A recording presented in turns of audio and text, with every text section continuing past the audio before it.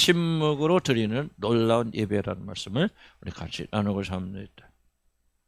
우리 현대를 가리켜서 소통의 시대다 그렇게 말합니다. 그래서 적극적인 대화나 광고를 통해서 자기 자신이나 자신이 하는 일 또는 회사의 제품을 알리고, 그래서 그런 걸 통해서 물건을 많이 팔게 하고 또 자기 자신을 알리는, 그래서 많이 떠들어대고 많이 보여주는 그런 시대, 소통의 시대라고 그렇게 말합니다. 그런데 미국에 캄이라고 하는 그런 회사가 있습니다. 이 캄이라는 회사는 이제 사람들의 마음을 진정시켜 주시는 그런 어떤 프로그램을 파는 그런 회사인데, 이 회사가 광고를 좀 이상한 광고를 했습니다.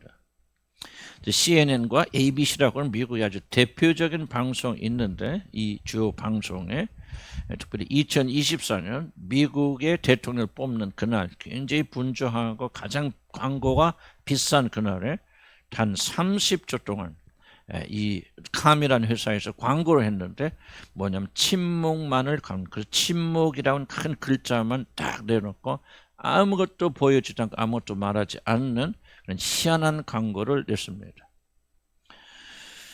이 광고 캠페인에서 캄이라는 회사는 자기 브랜드, 마음을 진정시키는 그런 프로그램을 파는 회사이기 때문에 자기 회사의 정체성과 어울리는 그런 광고를 통해서 시청자들에게 강렬한 그런 메시지를 전했습니다. 이 캄이라는 회사의 침묵 광고는 이와 같은 간결한 메시지로 시작합니다. 30초의 침묵을 위해서 우리는 비싼 돈을 주고 이 프로그램을, 이 광고를 구매했습니다.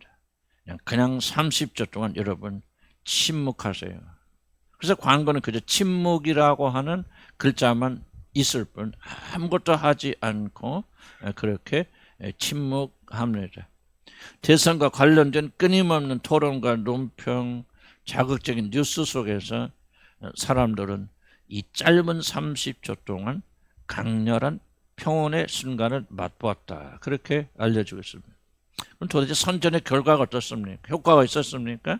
이 회사의 프로그램을 다운로드 받아서 파는데, 그런 그 애플 앱스토어라는 것이 있습니다. 거기서 이 회사의 순위가 100단계나 상승했다. 그리고 전문가들은 이 캄이라는 회사의 광고가 오늘의 진정한 승자였다라고 평가하고, 그리고 수많은 긍정적인 반응을 전문가들이 내놓았다, 그렇게 알리고 있습니다. 저는 이 기사를 읽어보면서 소통의 시대를 사는 현대인들이 얼마나 침묵을 바라고 있는가, 침묵이 얼마나 필요한 것인가를 저는 다시 한번 깊이 생각해 보았습니다. 말을 많이 하고 자기 자랑을 일삼는 이런 시대에서도 인간의 마음 깊은 곳에서는 참된 평안을 얻기 위해서 얼마나 침묵을 갈망하고 있는가를 극적으로 보여주는 한 사건이었다고 저는 그렇게 평가합니다. 다행히도 요즘은 침묵의 힘을 강조하는 그런 많은 움직임들이 있습니다. 침묵에 관하여 많은 책들이 나오고 있고, 또 침묵에 관하여서 강연과 또 여러 가지 그룹 활동들을 통해서 사람들에게 침묵의 중요성을 가르칩니다. 그래서 사람들은 이제야 겨우 침묵의 힘이 얼마나 위대한가를 현대인들이 조금씩 깨달아가는 것 같습니다. 저는 침묵에 대해서 생각해 보면서 하나님께서 기쁨으로 받으신 예배가 있다면 그것은 어떤 예배일까? 우리 같이 모여서 소리내면서 하는 그런 예배도 있겠습니다만, 과연 하나님이 기쁨으로 받은 예배는 무엇일까? 생각해 봅니다.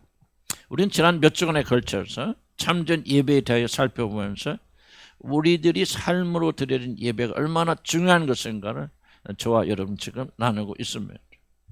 우리 삶 자체가 예배입니다. 그러므로 우리들이 무엇을 하든지 우리는 하나님께 예배를 드리는 그런 심정으로 우리가 하고 있는 일을 해야 됩니다. 그런데 삶으로 드리는 예배를 드리려면, 그런 예배를 선거적으로 드리려면 우리는 반드시 침묵의 예배에 대해서 우리는 생각을 해봐야 됩니다. 만약 우리들이 침묵의 예배를 알지 못하면 사실 삶으로 드리는 예배는 시작조차 할 수가 없을 것입니다. 그러므로 삶으로 예배를 드리려면 무엇보다도 침묵을 우리가 반드시 배워야 됩니다. 그래서 저는 오늘 침묵의 예배란 도대체 무엇입니까? 어떻게 그 침묵의 예배를 드릴 수 있는가를 시편 39편에 나타나는 다윗의 삶 고백을 통해서 같이 나누고자 합니다. 첫 번째로 제가 여러분에게 말씀드리고 싶은 것은 침묵의 예배를 드리려면 우리는 먼저 혀에서 나오는 말의 중요성을 여러분 알아야 됩니다. 오늘 성경에서 다윗 왕은 자신의 모든 행동을 결정짓는 가장 중요한 것은 바로 자신의 혀에서 나온 말이라고 하는 사실을 고백하고 있습니다. 1절에 보면 그런데 행위를 조심하여라고 하는 말을 합니다. 하나님께 참된 예배, 삶으로 드리는 예배를 올리려면 우리는 다른 것이 아니라 자기 자신의 행위를 조심해야 된다라고 그렇게 말하는 것입니다. 아무리 우리들이 주일날에 모여서 열렬하게 찬양하고 기도를 올린다 할지라도, 많은 헌신과 구제를 한다 할지라도 우리들의 행위가 하나님 앞에서 올바르지 못한다면 우리들의 모든 예배는 다 헛것이고 거짓이 되어질 것입니다. 하나님은 카인에게 단순히 카인이 바친 제사만을 요구하신 것이 아니라 카인의 삶 자체를 요구하셨습니다. 카인은 그의 삶이 실패했기 때문에 하나님께서는 그 카인의 예배를 거절하셨다고 성경에 기록하고 있습니다. 시편 23편 3절 4절에서 이렇게 묻습니다. 여호와의 산에 오를 자가 누구며 그의 거룩한 곳에 설 자가 누구인가? 그 손이 깨끗하며 마음이 정결하며 뜻을 허탄 데 두지 아니하며 거짓 맹세하지 아니하는 자로다. 하나님께 나가는 데 있어서 절대적으로 중요한 것, 하나님께 참된 예배를 드린 일에 있어서 하나님이 가장 중요하게 여기시는 것은 놀랍게도 다른 것이 아니라 바로 우리들의 행동, 행위라고 하는 사실을 시편은 우리에게 가르치고 있습니다. 그러므로 다윗이 드리는 예배의 참된 출발은 다른 것이 아니라 자신의 행위를 뒤돌아보고 그 행위를 조심하는 것입니다. 즉 범죄하지 아니하는 것입니다. 하나님이 슬퍼하신 일을 잔뜩 해놓고 그래서 화가 잔뜩 나신 하나님 앞에 나가서 여러분 손들고 하나님을 사랑합니다, 찬양합니다, 노래하고 기도하는 것처럼 하나님을 조롱하고 모독하는 일도 없을 것입니다. 물론 우리는 믿음으로 하나님 앞에 나가고 그리스도의 의로우심을 우리가 옷 입고 우리 하나님 앞에 나갑니다. 그렇다고 해서 우리들이 아무렇게나 살아도 어떤 일 하여도 하나님 앞에는 아무런 문제가 되지 않는다, 예수를 믿는 믿음만 있으면 어떻게 사는가는 전혀 문제가 되지 않는다는 그런 뜻이 전혀 아닙니다. 한번 여러분 생각해 보시기 바랍니다.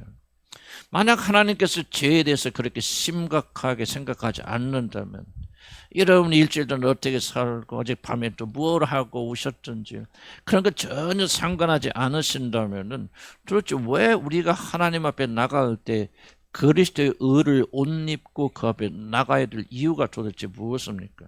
그냥 있는 대로 그냥 뭐 여러분 내 멋대로 살다가 뭐 아무렇지도 않게 하나님께 나오면 되는 거 아닙니까? 하나님께서 우리의 행위를 보지 않고 오직 믿음만 보신다면.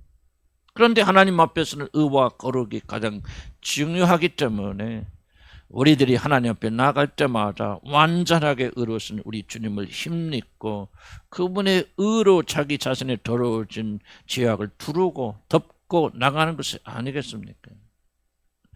하나님의 산에 오르는 자들은 죄를 멀리하고 거룩한 자들이기 때문에 완전해서가 아니라 이렇게 하나님 앞에 나가는 자들은 거룩하고 정결한 자들이 위에서 발버둥치는 자들이기 때문에 하나님 앞에 나가는 자들은 자신의 행위를 뒤돌아봐야 합니다.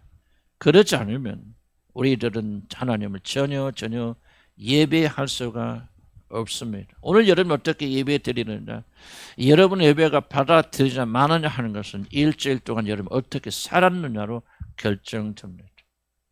그런데 가만히 살펴보면 다윗은 바로 이어서 내 혀로 범죄하지 아니하리라, 모든 행위를 조심하겠다 말하고서 내 혀로 범죄하지 아니하리라고 그렇게 결단합니다. 왜 다윗은 이 말을 할까요? 다윗은 모든 악의 출발이 다른 것에 있는 것이 아니라 우리 모든 행위를 더럽히고 잘못하게 만든 것은 다른 것이 아니다. 음란이 아니고 방탕이 아니고 그것이 아니다. 바로 우리들의 혀에서 나오는 말이라고 하는 사실을 나는 오늘 성경에서 보여주고 있다고 생각합니다. 우리는 이 진리를 절대로 가볍게 여겨서는 안 됩니다. 모든 악의 출발은 다른 것에 있지 않습니다. 우리의 혀에서 나오는 말이 모든 악의 출발이고 뿌리입니다. 지혜로운 선지자 다윗은 이 사실을 알았기 때문에 내 행위를 조심하기 위해서는 그 무엇보다도 가장 먼저 내 혀로 범죄하지 아니하리라, 그렇게 성경에서 고백하고 결단한 것입니다. 혀로 범죄하면 모든 것이 무너진다, 그런 뜻입니다. 이와 같이 악한 행위 모든 뿌리에는 다른 것이 아니라 혀로 행하는 범죄가 있습니다. 욥기 20장 12절에서 악인들의 특징, 악인들이 어떤 사람인가 하는 것을 이렇게 묘사합니다. 그는 악을 달게 여기서 자기 혀 밑에 감추며, 악의 모든 것이 혀 밑에 감춰져 있다, 즉 그가 하는 말이 모든 악의 출발이고 뿌리라고 하는 것을 욥이 증명하고 있습니다. 시편 10편 7절에서 또한 이와 같이 말합니다. 그의 입에는 저주와 거짓과 포악이 충만하고 그의 혀 밑에는 잔해와 죄악이 있나이다. 아마도 말이 가져다주는 참혹한 피해를 가장 잘 묘사한 사람 다른 자가 아니라 사도 야고보일 것입니다. 그런 야고보서 2장에서 이렇게 말합니다. 이와 같이 혀도 작은 지체로 돼 큰 것을 자랑하도다. 보라, 얼마나 작은 불이 얼마나 많은 나무를 태우는가. 혀는 곧 불이요 불의의 세계라. 혀는 우리 지체 중에서 온몸을 더럽히고 삶의 수레바퀴를 불사르라니 그 사르는 것이 지옥불에서 나느니라. 여러 종류의 짐승과 새와 벌레와 바다의 생물은 다 사람의 길들일 수 있고 길들여 왔거니와 혀는 능히 길들일 자가 없나니 쉬지 아니한 악이요 죽이는 독이 가득한 것이라고 사도 야고보는 말에 대해서 이렇게 말합니다. 혀를 조심하지 않으면 경건을 지킬 수가 없습니다. 사람의 경건이 무너지는 것은 다른 것이 아니라 그가 입으로 뱉는 말이고, 저도 실감없이 수없이 체험하는 것은 바로 말의 실수와 실패로 인해서 모든 경건이 무너진 것이 한두 번이 아니었다고 하는 그런 부끄러운 고백을 할 수밖에 없습니다. 왜냐하면 여러분의 입에서 나오는 말이야말로 모든 것을 태우는 무서운 것이기 때문에 그렇습니다. 혀로 말하는 것에 실패하는 자들은 모든 면에 실패하게 됩니다.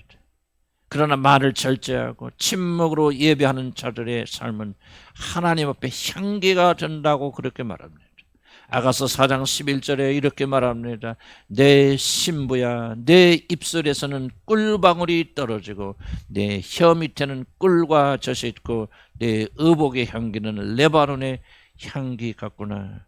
믿음의 사람들이 하는 거룩하고 정결하고 부드러운 말은 꿀과 같이 달콤하고 향기와 같이 부드럽다 하는 그런 뜻입니다.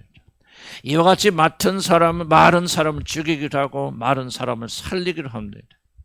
인간이 할 수 있는 가장 위대하면서도 가장 치명적이고 악한 것이 있다 하면 그것은 혀에서 나오는 말일 것입니다.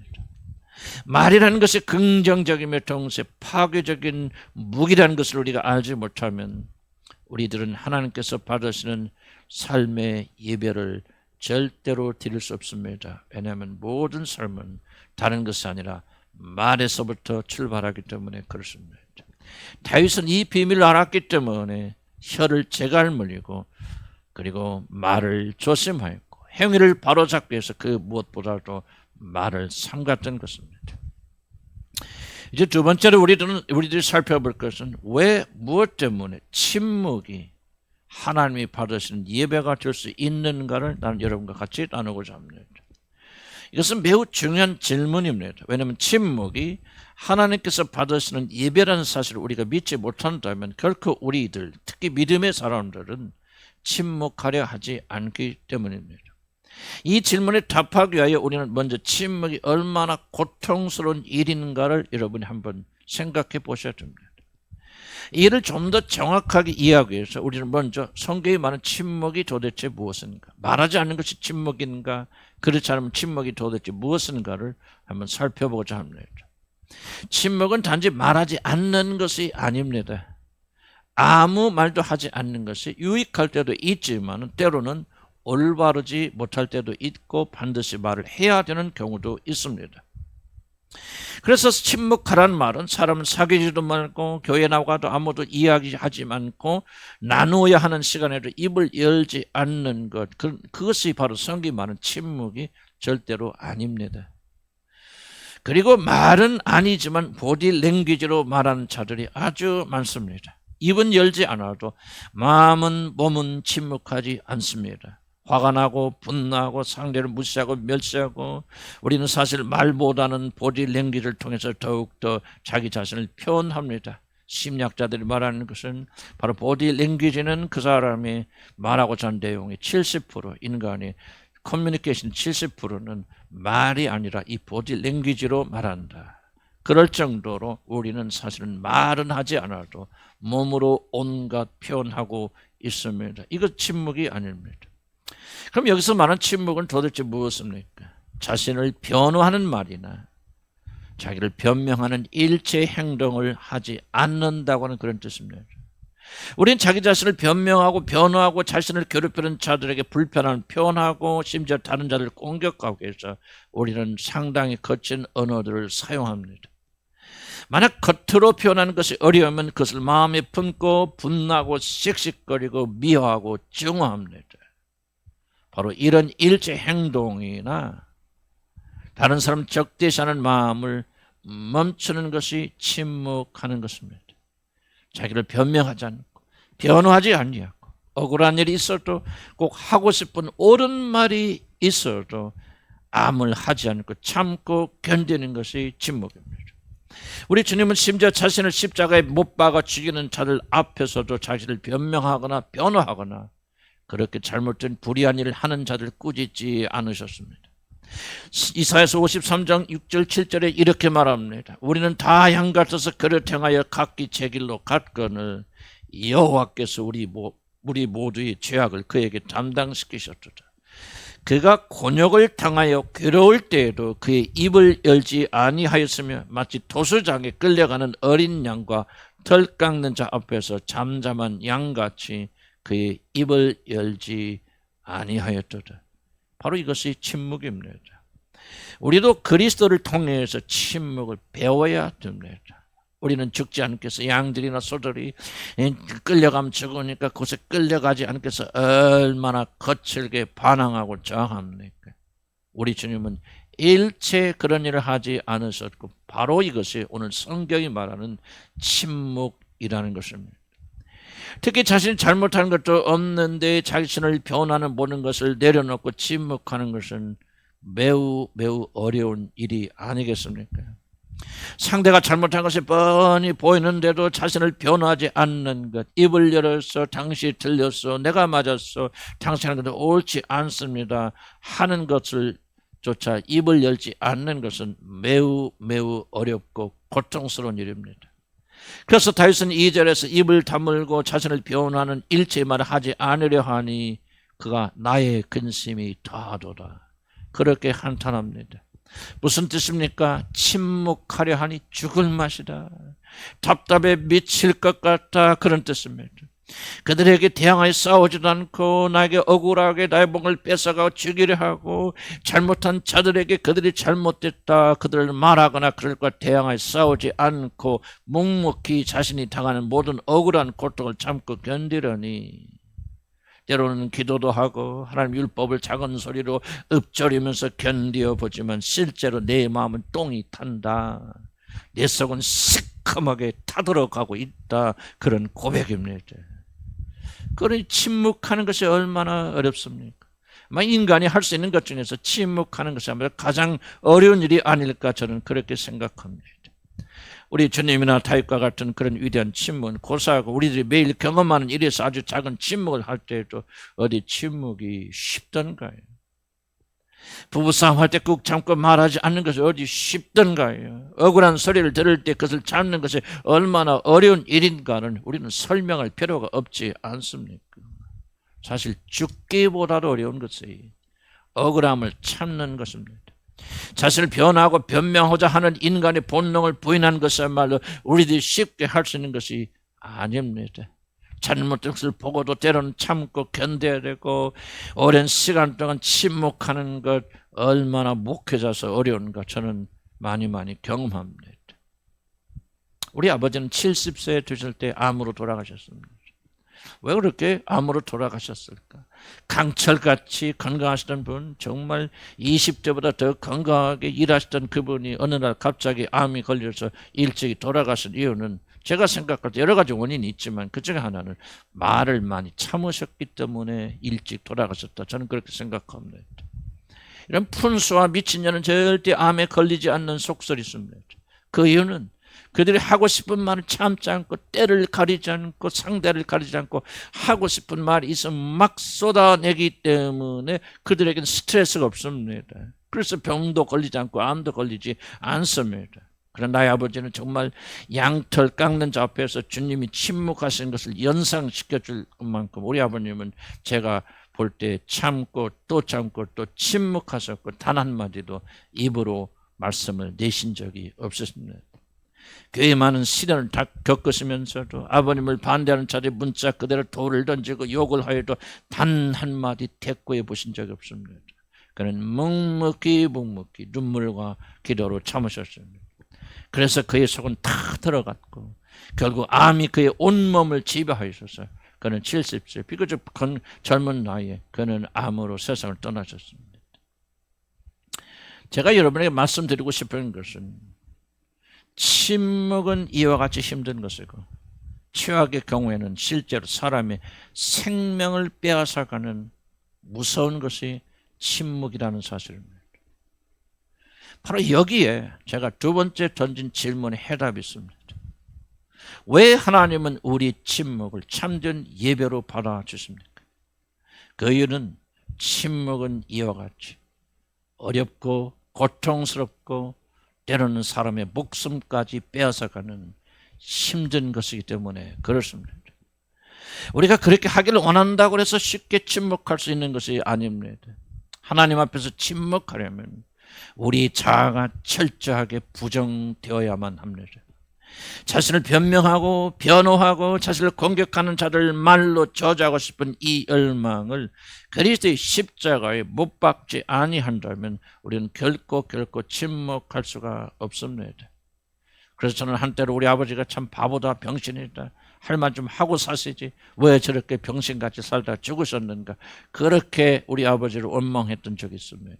그러나 지금 생각할 때는 참 내 아버지는 위대하신 분이셨다, 내가 따라갈 수 없는 그런 분이었다는 사실을 나는 다시 한번 깨닫게 됐습니다. 사랑하는 성도 여러분, 침묵은 제사입니다. 여러분, 제사가 무엇인지 아십니까? 제사는 살아있는 짐승을 사로잡아서 생명의 근원이 되는 모든 피를 땅에다 쏟아버리고 그의 힘의 시작인 모든 기름을 불에 태워버리고 그 사람의 근육을 조각조각 내서 불로 태워 없애는 것, 이것이 바로 제사가 아닙니까? 여러 가지 모양으로 제사를 드린다 할지라도 모든 제사의 근본적인 원리는 단 하나뿐입니다. 그것은 모든 제물은 반드시 죽어야 된다. 이것이 모든 제사의 원칙이고 기본입니다. 로마서 12장 1절에 우리들이 드리던 제사에 대해서 말합니다. 그러므로 형제들아, 내가 하나님의 모든 자비하심으로 너희를 권하노니 너희 몸을 하나님이 기뻐하시는 거룩한 산 제물로 드리라. 이는 너희가 드릴 영적 예배니라고 말합니다. 제물로 바쳐지는 모든 것들은 반드시 죽어야 됩니다. 마찬가지로 우리들이 참된 예배를 드리려면 우리들의 모든 자아와 육신이 먼저 죽음에 처해지지 않으면 우리는 참된 제사를 드릴 수가 없습니다. 어떤 의미에서 보면 저와 여러분 오늘 드리고 있는 예배는 다 짝퉁이고 가짜입니다. 살아있으면, 그리고 우리를 죽은 제물로 하나님의 제단에 올려놓지 못한다면은 사실 우리들은 가증스러운 찬양만 주님 앞에 노래하다가 돌아갈 뿐입니다. 왜 침묵이 하나님께 드리는 산제사가 됩니까? 인간이 할 수 있는 가장 어려운 일, 자기 죽음이 오지 않으면 절대로 할 수 없는 것이 바로 이 입술의 침묵, 마음의 침묵이기 때문에 그렇습니다. 마음에서조차 자신을 변명하지 않으려면 오직 한 가지밖에 없습니다. 자기 자신이 죽어야 됩니다. 제물로 죽여서 하나님의 전에 바쳐야 됩니다. 자신을 지키고 보호하고 높이는 자가 죽음에 처하지지 아니하면 우리는 절대로 침묵할 수가 없습니다. 그래서 침묵은 우리의 몸을 산 제물로 드리는 신령한 영적 예배입니다. 우리가 아무리 손을 들고 주님을 찬양하고 감사하고 한세나 집을 팔아서 하나님께 바친다 할지라도 우리 육신이 죽어서 침묵할 수 없다면 그 예배는 가짜 예배입니다. 사랑하는 성도 여러분, 침묵은 단순히 인격적 훈련이 아닙니다. 내가 좀 참아야 되겠네, 뭐 되겠네. 말해봤자 손해야. 그러니까 참아야지. 입술을 묻는 것이 침묵이 아닙니다. 입으로는 침묵하지만 마음의 깊은 곳에서는 온갖 변명과 상대를 미워하는 사례를 매일 반복하는 것이 우리들이 아닙니까? 이것은 절대로 침묵이 아닙니다. 입술의 침묵, 마음의 침묵은 나의 자아가 죽을 때만 가능한 것이고 그렇기 때문에 하나님은 우리 침묵을 매우 매우 중요한 예배로 받아주시는 것입니다. 우리들은 요란하게 설을 내는 예배에 너무 익숙해져 버렸습니다. 손들고 예배드리고 찬양하는 예배에 우리가 너무 익숙해졌습니다.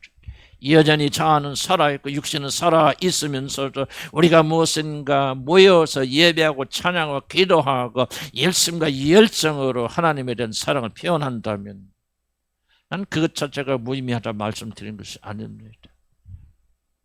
그럴지라도 우리에게 자기 자신을 죽이는 부인하는 이 제사를 드릴 수 없다면 우리들 모든 예배는 하나의 쇼에 불과하고 하나의 퍼포먼스에 불과할 것입니다. 사랑하는 성도 여러분, 이제 우리는 이런 요란함에서 떠나서 참된 예배, 즉 자아를 부인하는 죽음을 경험한 자들만 드릴 수 있는 침묵의 예배를 드릴 때가 되었다고 나는 그렇게 생각합니다. 나는 더 이상 여러분들과 함께 구원이 무엇이고 물론 계속 설명하겠지만 거듭나야 된다고 한단 말 강조하고 싶지 않습니다. 이미 시간이 흘렀습니다. 많은 자들이 구원받았고 하나님의 거룩한 성령이 우리 안에 거하십니다. 이제는 우리가 예배할 때가 되었습니다. 단순히 입술이 아니라 우리 죽음으로 침묵으로 예배할 때가 되어졌습니다. 그래서 하나님은 2025년에 하나님께서 우리 교회에 침묵을 명하시는 것입니다. 침묵하십시오. 침묵하십시오. 특별히 자기 변명하지 마세요. 변호하지 마세요. 주님처럼 옳은 일 앞에서도 침묵하시기를 나는 주의 이름으로 간절히 기원합니다. 그럴 때 하나님은 우리 예배를 받으십니다. 그럼 이제 마지막으로 나누고 싶은 것은 과연 우리들이 어떻게 하면 죽을 수 있을까? 물론 그리스도 연합에 죽었다면 그런 기본이겠지만 오늘 이 시편에서 말하고 있는 죽음의 원리에 대해서 한번 살펴보기 원합니다. 이제 성경 자세히 읽어보면 1절, 2절에서 혀에 대해서 말에서 말하던 분이 갑자기 5절부터 인생의 허무에 대해서 말합니다.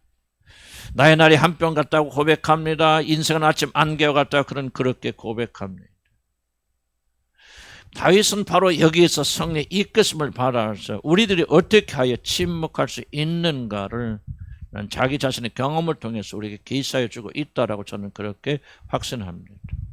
우리는 1절, 2절에서 혀로 범죄하지 아니하는 다윗이 갑자기 주제를 바꾸어서 인생의 허무에 대해서 말한 이유가 무엇인지를 여러분 이해해야 됩니다. 저도 처음에는 이 둘을 잘 연결할 수가 없었습니다. 왜 그렇게 갑자기 바뀌지? 모든 성경은 하나님의 성령으로 감동하심으로 지어진 그 책이기 때문에 갑자기 그렇게 이유 없이 관련 없이 될 리가 없습니다. 도대체 왜 앞에서는 입에 재갈 물리겠다, 말하지 않겠다, 침묵하겠다 그렇게 했던 분이 갑자기 인생의 허무, 말 못하니까 답답해서 그런가, 말 못하니까 그냥 너무 답답하니까 인생은 너무 말이라도 하고 살아야 되는데 이게 말도 못하니 인생은 다 허무한 거야. 그렇게 말하고 있는가? 저는 잘 이해가 안 되어졌습니다. 입에 재갈을 물리고 침묵하는 것과 인생의 허무가 무슨 상관이 있습니까? 중요한 질문입니다. 난 이런 질문을 여러분이 던지고 싶습니다. 왜 여러분은 침묵할 수 없습니까? 여러분은 무엇에 침묵할 수 없습니까? 왜 여러분은 침묵하지 못하고 소리를 높여 싸우십니까? 그것은 자기 자신이 지금 다투고 싸우고 있는 바로 그 문제가, 그것이 자신이 인생에서 매우 중요하다. 만약 그것이 사라지면은 나도 같이 죽는다, 끝이다, 그렇게 생각하기 때문에 참지 못하고 침묵하지 못하는 것이 아닙니까? 이것은 지금 나의 생존과 행복과 안전을 위해서 너무나도 중요하고 소중하기 때문에 다른 것은 몰라도 이것은 내가 양보할 수가 없어. 절대로 참아서는 안 된다. 이것을 빼앗기면 나는 모든 것의 끝이라. 바로 이런 생각 때문에 침묵할 수 없는 것이 아니겠습니까? 돈을 소중하게 여기는 자들은 돈을 누군가 뺏어가면 침묵할 수 없이 터질 것이고, 건강이 됐건 명예가 됐건 직업이 됐건 여러분이 가장 소중하게 여기는 것들이 여러분 부서지게 될 때 그 사람은 절대로 침묵할 수가 없는 것입니다. 사람들이 지나가다 내 발을 살짝 밟으면 그냥 넘어갈 수 있습니다. 나의 고통에 대해서, 밟힌 나의 권리에 대해서 우리는 침묵할 수가 있습니다. 그러나 그가 내가 소중히 여긴 비싼 차를 긁고 지나갔다, 내가 사랑한 나의 아이들을 비난하고 공격한다, 그럼 참을 수 있습니까? 참지 못한 이유는 단 하나입니다. 그것들이 나에게 너무나도 소중하기 때문입니다. 소중한 것이 상처받고 소중하시 공격받았기 때문에 나는 더 이상 참을 수 없다. 아무리 침묵하려고 노력하여도 더 이상 침묵할 수 없습니다. 침묵하지 못하는 것에 바로 여러분의 보물이 있고 보화가 있습니다. 그런데 입으로 범죄하지 않기 위해서 자신의 입에 재갈을 물리는 다윗은 무엇을 지금 고백하고 있습니까? 도대체 그가 무엇을 받아들였기에 그런 상황에서도 침묵할 수 있다는 말입니까? 다윗은 자기 자신의 인생과 자기 자신의 삶에 일어나는 모든 일들이 그냥 스쳐 지나가는 하나의 바람과 같고 아침에 해가 지면 사라지는 아침 안개와 같은 사실을 고백합니다. 주께서 나의 날을 한 뼘 길이만큼 되게 하시매 나의 일생이 주 앞에는 없는 것 같사오니 사람은 그가 든든히 서 있는 때로 진실로 모두가 허사뿐이니이다. 진실로 각 사람은 그림자같이 다니고 헛된 일로 소란하며 재물을 쌓으나 누가 걸는지 알지 못하나이다. 다윗은 인생은 아침 안개처럼 금방 사라지는 허무한 것이라 그렇게 고백합니다. 심지어 자신의 모든 것을 다 바쳐 잃고 이룬 성취로 자기 자신이 반드시 누리는 것이 아니고 누가 그 성공을 누릴지 알지 못한다. 인생은 이렇게 허무한 것이라고 그렇게 고백합니다. 세상에는 아무것도 확실한 것이 없습니다. 내 것이라고 주장할 수 있는 것이 없습니다. 금방 있다가 다 사라져버린 아침 안개와 같은 것입니다. 바로 이것을 다윗이 깊이 깨달았다고 말입니다. 성경이 말하고자 하는 것은 금방 있다가 안개처럼 사라진 것 때문에 소리를 높인다면 그것같이 어리석은 일이 어디에 있겠느냐. 이것이 바로 성경이 말하는 것입니다. 우리들이 침묵하지 못하고 싸우는 것이 도대체 무엇입니까? 그것이 무엇이 되었든지 간에 성경은 그것은 아침 안개처럼 허무하게 사라지는 것들이라고 말합니다. 돈이 됐든 건강이 됐든 여러분의 명예가 됐건 여러분의 이름이 됐건 여러분의 의가 됐든 무엇이 됐든지 간에 그것은 금방 있다가 사라지는 허무한 것이죠. 이것이 없으면 죽는다, 이것을 빼앗기면 나는 끝이다는 것들, 도대체 그것이 무엇입니까? 이 모든 것들이 아침에 태어나서 저녁에 죽는 하루살이라고 하는 것입니다. 바로 그러한 것들이 영원한 것인 줄 알고 바로 그러한 것들이 나에게 영원한 안정과 행복을 주는 것인 줄 알고 그것을 위해서 그것 때문에 싸우고 다툰다, 그것 때문에 침묵을 하지 못하고 소리 지른다면 그와 같이 어리석은 일이 어디에 있겠는가? 바로 오늘 다윗이 저와 여러분에게 던지는 질문입니다. 성경은 오늘 침묵하지 못하는 우리들에게 질문을 던지는 것입니다. 침묵할 수 없을 때마다 여러분 이걸 생각해 보시기 바랍니다. 과연 내가 소리를 지르고자 하는 이것은 도대체 그럴 만한 가치가 있는 것인가? 금방 있다가 사라지는 것을 붙잡기 위해서 침묵하지 못하는 것이 과연 지혜로운 것인가?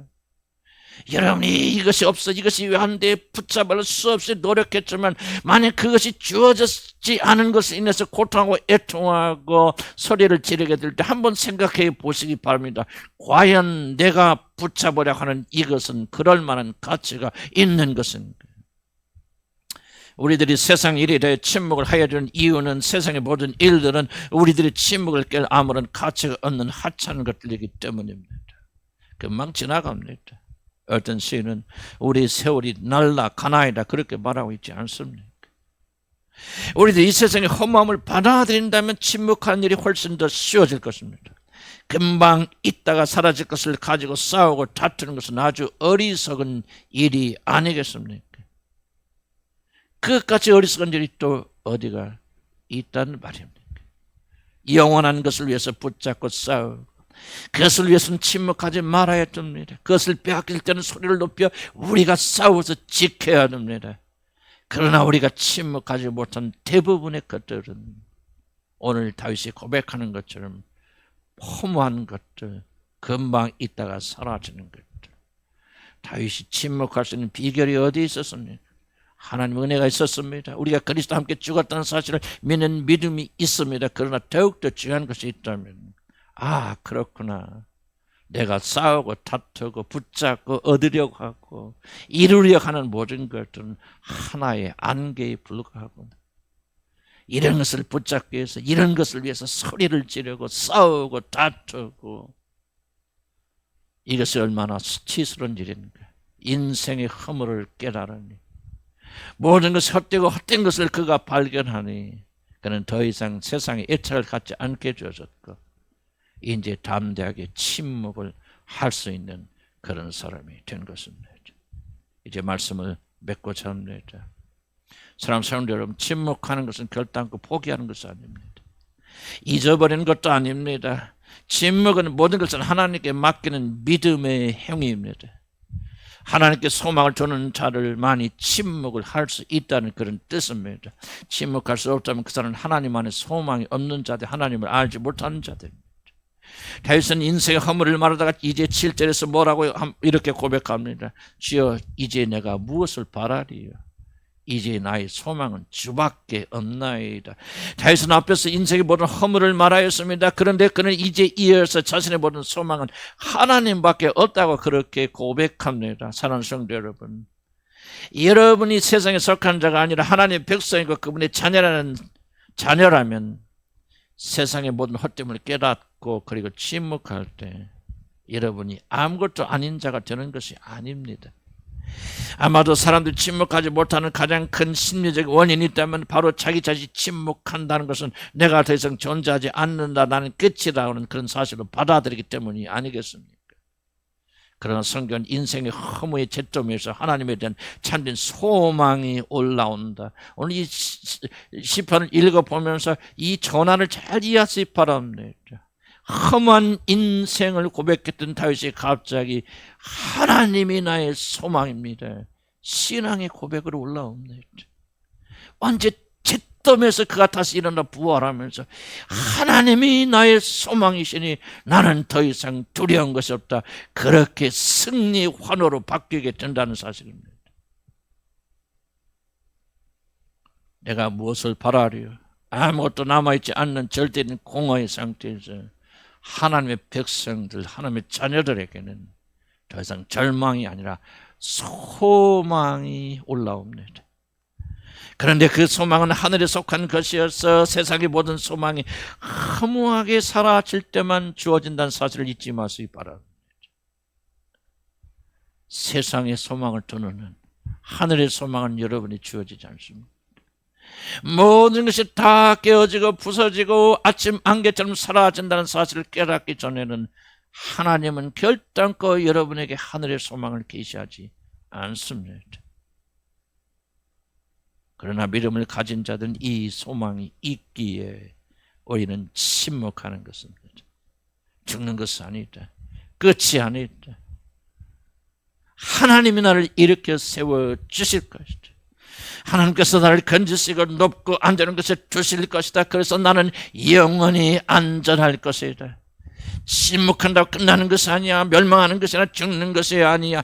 나에게는 진짜 참된 소망으로 그분이 인도하여 주실 것이다. 이런 믿음이 있기 때문에 우리는 부당하고 억울하고 창피한 상황에서 침묵하며 기다리고 또 기다리는 것입니다. 기독교인들이 어리석어서 참는 것이 아닙니다. 소망이 없고 그냥 죽는 그 자포자기적인 심정으로 침묵하는 것이 아닙니다. 침묵의 이유가 있습니다. 침묵의 상급이 있습니다. 침묵의 소망이 있습니다. 침묵하는 자를 일으켜 세워지는 여호와 하나님에 대한 열망이 있습니다. 그래서 하나님께서 침묵하는 자를 일으켜 세우십니다. 성경이 뭐라고 말합니까? 내가 여호와를 기다리고 기다렸더니 귀를 기울이서 나의 부르짖음을 들으셨도다. 나를 기가 막힐 웅덩이와 수렁에서 끌어올리시고 내 발을 반석에 두사 내 걸음을 견고하게 하셨도다. 침묵하면서 하나님께 소망을 둔 자들 하나님께서 반드시 건지어 주실 것입니다. 지금 여러분이 처한 어려운 상황에서 여러분 건짐받기 원하십니까? 침묵하십시오. 바로 이것이 하나님이 즐겨 받으시는 영적 예배입니다. 참된 예배자들은 그 무엇보다도 침묵으로 예배하고 하나님은 오늘도 침묵으로 예배하는 자를 찾으십니다. 기도하십시다.